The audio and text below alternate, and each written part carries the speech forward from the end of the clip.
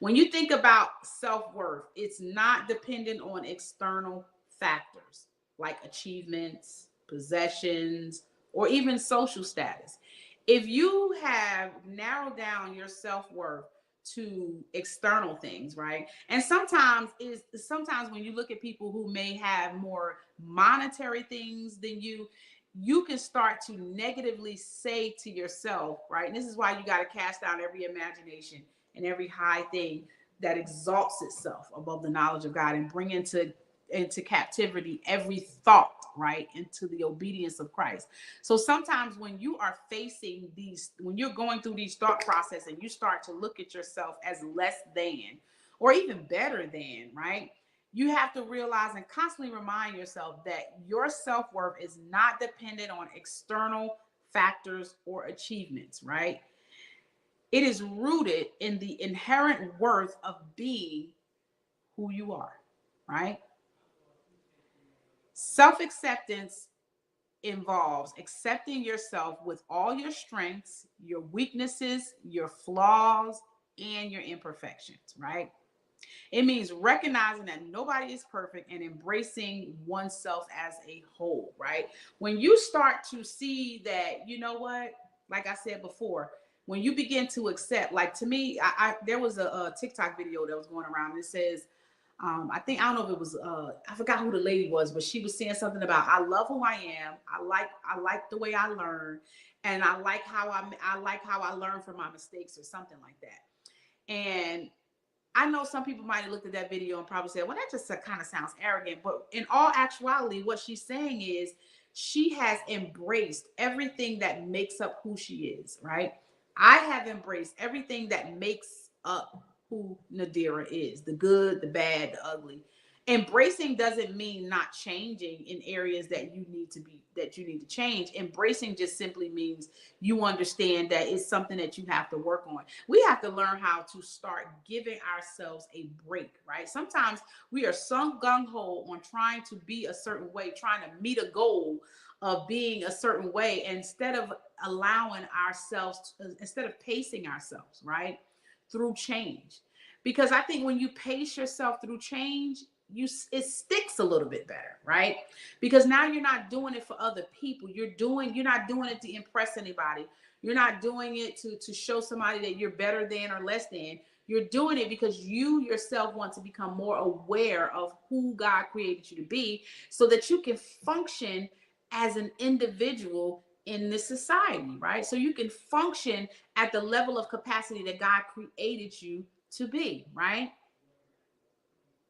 Healthy, another thing is what I was talking about in the first segment, we was talking about boundaries, right? Well, healthy boundaries, right? Having a sense of self-worth allows, right, individuals to set boundaries in their personal and professional relationships and enables them to prioritize their well-being and assert their needs and wants without feeling guilty or unworthy. How many times have you felt guilty for not setting for you ever look back and said, "Dang, I probably should have did that different. I should have set more boundaries. I should have did this better. I should have did that better." Right? You have to learn the reason why you set boundaries. Boundaries are there to protect you. Boundaries are there to teach people how to interact with you. If they want to interact with you, then you have to interact with me based on this standard that I have set for myself, right? It doesn't mean that you're being cocky or anything like that. It means that you're protecting your emotional and your mental well-being, right? You're protecting yourself from being used and taken advantage of, because I have learned, people will use you up and toss you to the side and dispose of you like you ain't nothing, right? And go on to the next person, right? And do the exact same thing. And you can't really get mad at them because people are who they are. You have to take the time and set boundaries for yourself and say, you know what? Yeah, I learned my lesson in that area. I won't be doing that again. And that's how it got to be. You have to set boundaries to protect your well-being. So you're not frustrated when you feel like things are not going the way you wanted to and you're looking like, dang, you ever worked on a job and your boss, when they do like mandatory overtime and you're always the one that's everybody else always say, oh, I got stuff to do. I'm not gonna be able to make it. I ain't gonna be able to. And then you're the one that always gets stuck having to do the mandatory overtime, or you're the one that's always having to stay late, have to come in early, because you have not set boundaries. You have made people, and this is, it's kind of like a sense of false humility, where you make people think that, oh, because I'm available and I'm just this free spirited person, you could just do whatever you want. I'm just being humble. No, it's not being humble when you don't set boundaries. Being humble means that you understand that you are worth it. And you have to have time to take care of yourself, because if you don't, you will not be able to function in whatever it is that God called you to do, because you will allow people to overstep their boundaries, right? And use and abuse you, right? That's how we wind up in narcissistic relationships, right? When you are a person that is sensitive to the needs of other people, it is highly possible and more than likely accurate that you're always going to run into somebody that's a narcissist, right? Because narcissists are attracted to people that see themselves, their value based on what somebody else does. That's why you got to be careful when people come and they're just constantly overwhelming you with what we say in the love bombing, because most of the time people are narcissists wrapped up in love bombing, right? And their whole goal is to get you feeling like, oh, they love me. And the whole goal is they have their intent and their purpose on what they want to do and why they came into your life. And if you don't set boundaries, then what happens is people come in and they get what they need from you, and they just toss you like you're used goods, right? Another thing we can do is we can avoid comparing ourselves, right, to other people, right? We are good. Paul said, don't compare yourself among yourself, right? Why? Right? Because when you're comparing yourself to other people, you don't know what people have gone through to get to where they are. You don't know, right? You don't know what they had to give up. You don't know what it is they had to sacrifice. You don't know what they had to do to get to where they are. But when when you're comparing yourself to another human being, you wind up getting caught up in this thing where you start feeling like, oh, I'm not good enough, and you go through these cycle of thoughts because you're looking at another person, right? You have to compare yourself to the word of God, right? And look at yourself. Look at yourself. How I don't compare myself with anybody but myself. How was I last week? How was I last year? I'm a total different person than I was last year. I'm a total different person than I was last week, right? Not at the core, because the core of who you are is the same. But there are things about who you are that make up your thought process, that make up the thing, your reason for doing what you do, that causes you to change. The more, it's almost like that saying that says, when you know better, you do better, right? Self-care. Self-care is so important, right? Self-care is when you're able to nurture, right, and put into practices of nurturing you, right? Engaging in activities that promote physical, mental, and emotional well-being, reinforcing the belief that you deserve love, care, and attention, right? Say that with me.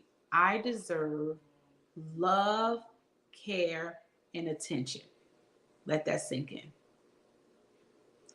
I deserve love, care, and attention, right?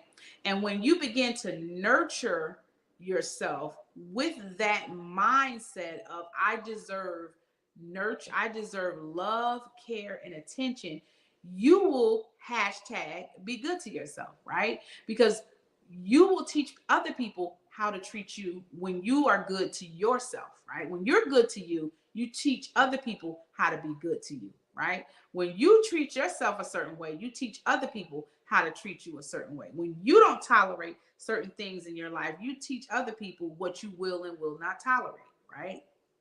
And last but not least, and then I'm going to close with this: positive self-talk or affirmations, right? Pay attention to your self-talk and cultivate a positive internal dialogue, right?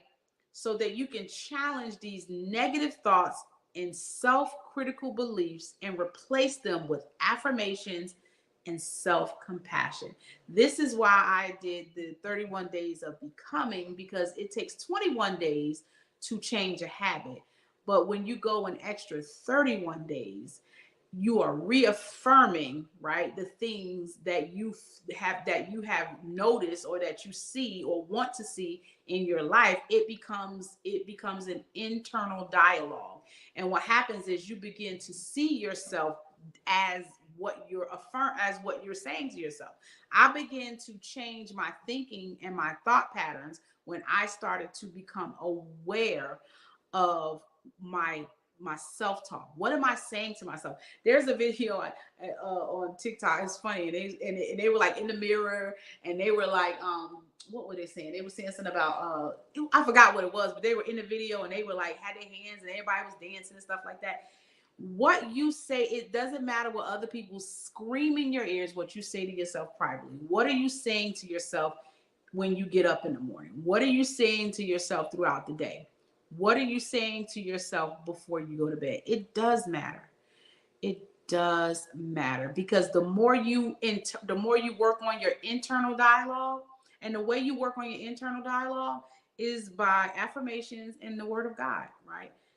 Beginning to proclaim whatever it is that God has already spoken about you, right? He said his thoughts about you are good and not evil. So you don't have to wonder, well, man, does God really, is it in the will of God for me to have? No, his thoughts towards me are good and not evil. So I don't have to walk around feeling like I don't care what circumstances brought me into this world, whether your parents made a mistake or never intended on having you here. The fact of the matter is that you made it here means that God has a purpose for you. So guess what? His thoughts about you, even you, are good and not evil. No matter what circumstances, he's already taken into account all the things that were going to be involved in getting you in this earth. And it still didn't change his mind about the plan that he has for you. So make sure that you are talking positively to yourself and that you are not comparing yourself, right? And that you're building healthy boundaries. Learn how to accept the person that God created you to be, and work on your being aware, becoming aware of your values. And you will start to see your esteem become higher, right? Your esteem that was once low will begin to increase higher, and you will have a higher way of esteeming the person that God has created you to be.